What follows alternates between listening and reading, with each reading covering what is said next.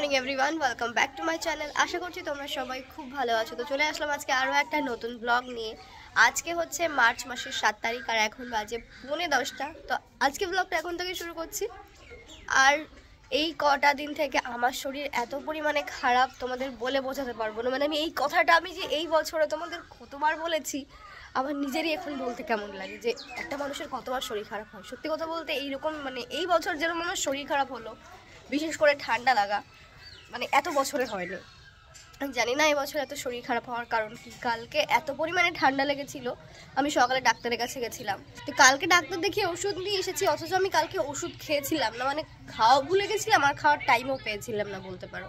কালকে একটা ব্রাইডাল মেকআপের কাজ ছিল, তো ওই শরীর খারাপ নিয়ে কাল ব্রাইডাল মেকআপের কাজে গেছিলাম। বাড়ি আসতে আসতে আমার এত পরিমাণে জ্বর এসেছিল, মানে আমি নিজে ফিল করছিলাম আমার প্রচণ্ড ঠান্ডা লাগছিল। তো বাড়িতে এসে বাবাকে বললাম যে একটা প্যারাসিটামল নিয়ে এসে দাও, নিয়ে এসে দিল, খেলাম, তারপরে আমি সুস্থ হয়েছি।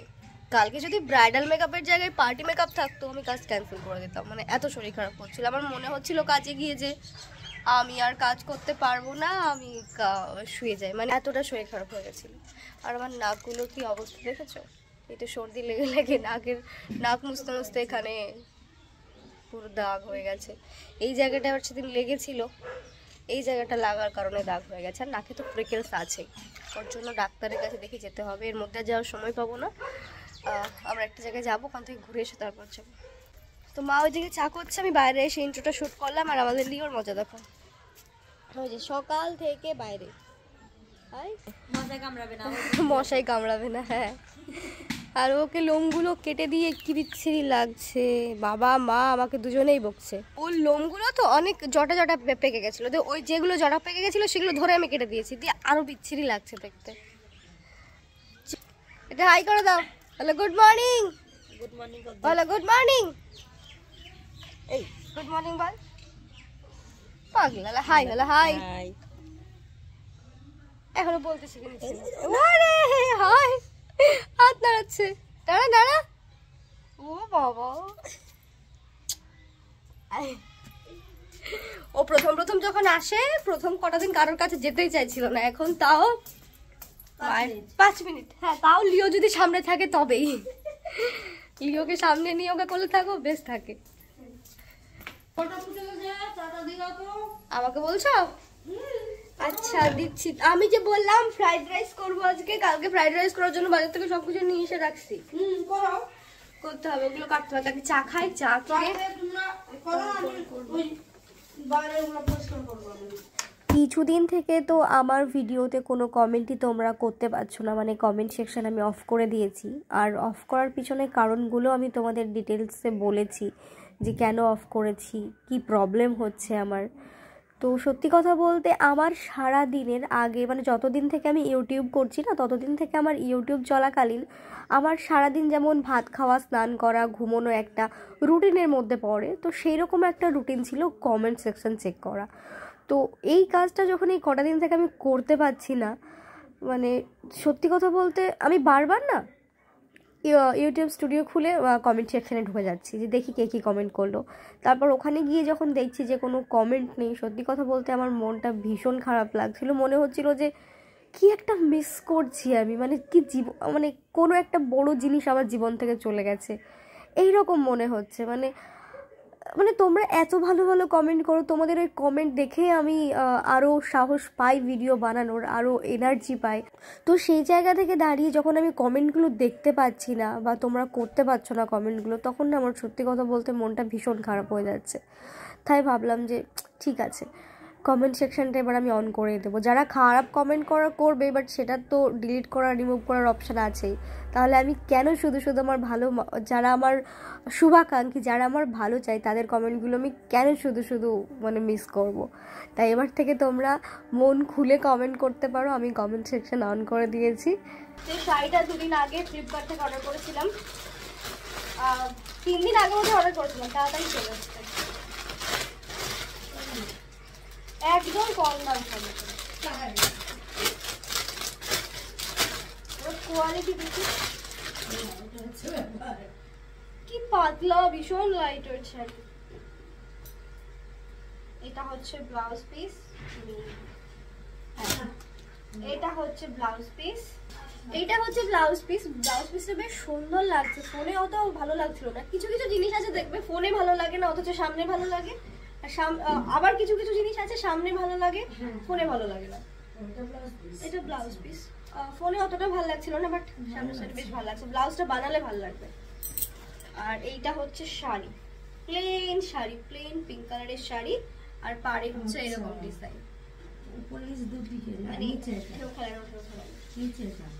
হ্যাঁ এটা হচ্ছে নিচে, উপরে কোনো ডিজাইন নেই, মানে পুরোটাই পিঙ্ক কালার।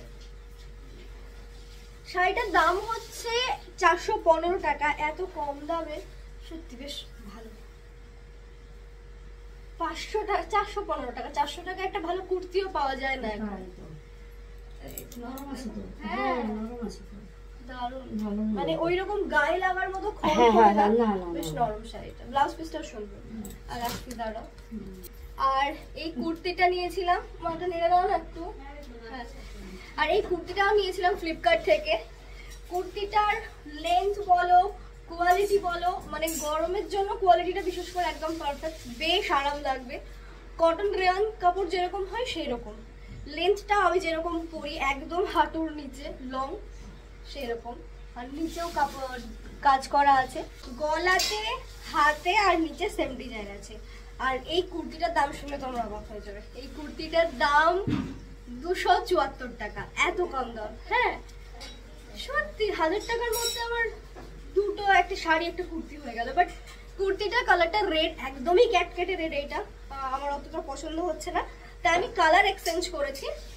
যেটা দিয়েছি সেটা হচ্ছে মেরুন কালার। আই থিঙ্ক ওটা আসলে তোমাদের দেখাবো। তো কুর্তি আর শাড়ি দুটোরই লিঙ্ক আমি ডেসক্রিপশন বক্সে দিয়ে দেবো, তোমরা চাইলে নিতেই পারো। কুর্তিটা তো 274 টাকায় ভীষণ ভালো। চলো, আমার ওইদিকে বিনস ভাজতে দিয়েছি, লেগে পড়ে যাবে। ভাতও হয়ে গেছে, ফ্যানটা গালতে হবে। আচ্ছা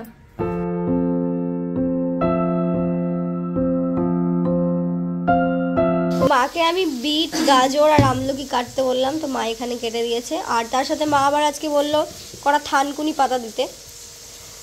এমনি কোনো প্রবলেম নেই, মা বললো থানকুনি পাতা এমনিও খাওয়া যায়, তাই ভাবলাম এর মধ্যে দিয়ে পেস্ট করে নিই।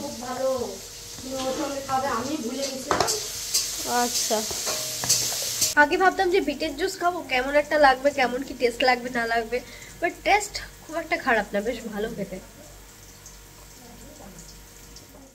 রান্না মোটামুটি হয়ে গেছে, ফ্রাইড রাইস তো হয়ে গেছে, আর মাংস হচ্ছে, আর মা এইদিকে কাজ করছে। এই দুটো বাক্স আছে, একটা কাঠের বাক্স, টিনের বাক্স, ওইখান থেকে সব বের করে আবার পরিষ্কার পরিচ্ছন্ন করে ভাঁজ করে ঢোকানো হচ্ছে। এই যে আমাদের বাড়ি ঘরের বিছানার এই অবস্থা, যেটুকু বাড়ি ঘর আছে সেটুকুই গুছিয়ে রাখে, এটা হচ্ছে ব্যাপার। এই সব কাজ সেরে আমি আমার লোকেশনে পৌঁছে গেছি। বাড়ি এখানে আসার আগে দুটো কাজ সারতে হচ্ছে। বাবার কাছে গেছিলাম, তারপর মাসি আজকে বাড়ি চলে গেল, তো মাসিকে ডোমকলে যে বোন আছে তার বাড়িতে নামিয়ে আমি আমার লোকেশনে। আর এই যে আমাদের ব্রাইড নিকিতা, কেমন লাগছে বলো বিয়ে করে? ভালো লাগছে, যেমনটা লাগার স্বাভাবিক, নতুন নতুন লাগছে। তো এটা হচ্ছে ওর বউ হাতের লুক, ও একা একা সেজেছে। চলো এবার ওকে আমি দেবো রিসেপশন লুক। না না, আমি একা সাজিনি, আমার যা সাজিয়ে দিয়েছে। সুন্দর করে সাজিয়ে দিতে, খুব সুন্দর লাগছে দেখতে। আজকের কাজের লোকেশনটা খুব একটা বেশি দূরে ছিল না, মানে বাড়ি থেকে হার্ডলি 20-25 মিনিট হয়তো হবে। তো এখানে ব্রাইড, আমি মেকআপ করছি আর ব্রাইড একদম ঘুমিয়ে গেছে, ওর শরীর খুব টায়ার্ড ছিল, বলছিল প্রিয়াঙ্কা দি আমার খুব ঘুম পাচ্ছে, আর ঘুমের ঝোঁকে না ঢুলে ঢুলে পড়ে যাচ্ছিল। আর আমাকে পার্সোনাল কয়েকজন মেসেজ করে বলেছো যে দিদি নিকিতা দির বিয়ের ভ্লগটা তুমি করো। নিকিতা দিদির বিয়ের ভ্লগ তো বাদই দাও, সেদিন আমার এত শরীর খারাপ ছিল আমি কোনো ভিডিওই শ্যুট করতে পারিনি। মানে আমি ভাবছিলাম যে কাজটা না করলে বাঁচি, বাট ওর স্পেশাল দিন বলে কথা, যেখানে আমি বুক নিয়েছি, আগে থেকে বুকিং করেছে আমাকে, তো কাজ তো করতেই হবে যতই শরীর খারাপ হোক। তো অনেক কষ্টে আমি কাজটা করেছি, সেই কারণে আমি কোনো ভিডিও শ্যুট করতে পারিনি, বাট রিসেপশনের পুরো লোকটাই মোটামুটি তোমাদের সাথে শেয়ার করলাম। তো কেমন হয়েছে তোমরা জানিও। ওর তো ভীষণ পছন্দ হয়েছে, ও যেই রকম বলেছিল সেই রকমভাবেই সাজানো হয়েছে। আর এই যে ওর যেখানে সাজিয়েছিল সেখানে গিয়ে ভাবলাম কটা ছবি তুলবো, কিন্তু লাইটটা প্রপারভাবে সেট আপ না করাই ওর মুখে শ্যাডো পড়ছে দিয়ে মুখটা মানে বেশি ক্লিয়ার আসছে না। তো তোমরা কেমন হয়েছে জানিও। এখন বাজে রাত্রি 10টা। কাজ থেকে আসার পর বাড়িতে অনেক কাজ হয়েছে, অনেক কাজ হলেও আমার ঘরটা এখনো অগোছালো হয়ে আছে। অগোছালো থাকার কারণ হচ্ছে মানে এখন ব্যাগটাকে আমি গোছাবো, সেই কারণে অগোছালো। আর ব্যাগটা গোছালে আবার সেই ব্যাগ গুছিয়ে যাবে। আর দুটো জামা, আমার নতুন জামা ছিল, সেই দুটো জামা সেলাই করলাম। একটা হচ্ছে এইটা, এখন তোমাদেরকে ভালো করে দেখাতে পারবো না, পরে দেখাবো। পরে মানে কালারগুলো দেখে নাও, এই কালারটা আমার বেশ সুন্দর লাগছে। তো ওই দুটো নতুন কুর্তি ছিল, অনেকদিন আগে কিনে রেখেছিলাম, তো ভাবলাম সেলাই করি, কালকে তুলে বেরিয়ে যাচ্ছি, নিয়ে যাব। আজকে আবার হঠাৎ করে লাচ্ছা খেতে ইচ্ছে করছিল, তো মাকে বললাম, তো মা বললো দুধ বাড়িতে আছে আর লাচ্ছা আমি দোকান থেকে নিয়ে আসলাম। তো নিয়ে এসে যেটুকু পরিমাণ লাচ্ছা ভেজাবো সেটুকু পরিমাণ আগে আমি কড়াইতে, শুকনো কড়াইতে ভেজে নিয়েছি। এতে যদি তোমরা ঘি দিতে চাও দিতেই পারো, বাট আমি শুকনো কড়াইয়ে ভেজেছি। ভাজলে না কালারটাও খুব সুন্দর আসে আর খেতেও বেশ ভালো লাগে, মানে টেস্টটা চেঞ্জ হয়ে যায়। তোমরা যারা করোনি কখনো, একবার করে দেখবে, বেশ ভালো লাগবে। তারপরে এখন আমি আমার ট্রলিটাকে গুছিয়ে নিচ্ছি, যেহেতু আমি কালকে সকালবেলায় উলুবেড়িয়ে বেরিয়ে যাব, মানে সকাল 6টায় আমাকে বাড়ি থেকে বেরিয়ে যেতে হবে, তাই তার আগের দিন আমি সব ব্যাগগুলো গুছিয়ে রাখছি। ঘর গোছাতে গোছাতে এতটাই রাত্রি হয়ে গেছে আমি ঘড়ির দিকেই তাকাইনি। কিছুক্ষণ আগে তাকিয়ে দেখছি যে 12টা বাজে। তো এতক্ষণে আমার ঘর গোছানো কমপ্লিট হলো। ঘর গোছানো মানে আমি রাত্রিবেলায় সব কিছু গুছিয়ে ফ্লোরটা ভালোভাবে ঝাড় দিয়ে মুছেও ফেলি, কারণ ওই ঝাড় দেওয়ার পর না মুছলে একটু মানে নিজের ভেতরে কেমন লাগে, মনে হয় যে ধুলো পড়ে আছে, ধুলোয় পা দেবো, এরকম মনে হয়। আর কালকে দুটো ব্যাগ নিয়ে যেতে হবে, একটা হচ্ছে ট্রলিতে একদম মানে ঠেসে ঠেসে জামা কাপড় ঢুকিয়েছি, এরকম একটা ব্যাপার, জায়গায় পাচ্ছি না। কিছু কিছু জামা এখান থেকে নিয়ে যাচ্ছি ওখানে, সেই কারণে ওই রকম ট্রলি ব্যাগ ভর্তি। তাছাড়া এই যে ব্যাগটা, হ্যান্ড ব্যাগটা, এই ব্যাগটাতেও তোমার পুরো ব্যাগ ভর্তি, কারণ ওই ব্যাগে ধরেনি আর কি। তো যাই হোক, চলো আজকে ভিডিওটা এই পর্যন্ত শেষ করছি। সবাই ভালো থেকো, সুস্থ থেকো, সাবধানে থেকো। দেখা হচ্ছে তোমাদের সাথে নেক্সট কোনো একটা ব্লগে। আর হ্যাঁ, আজকের পর থেকে তোমরা মন খুলে কমেন্ট করতে পারো, বাট যারা নেগেটিভ কমেন্ট করবে তাদের কমেন্টগুলো আমি রাখবো না। তো তাদেরকে আমি বলবো তোমরা সময় নষ্ট করে নেগেটিভ কমেন্ট করার থেকে না করা অনেক ভালো।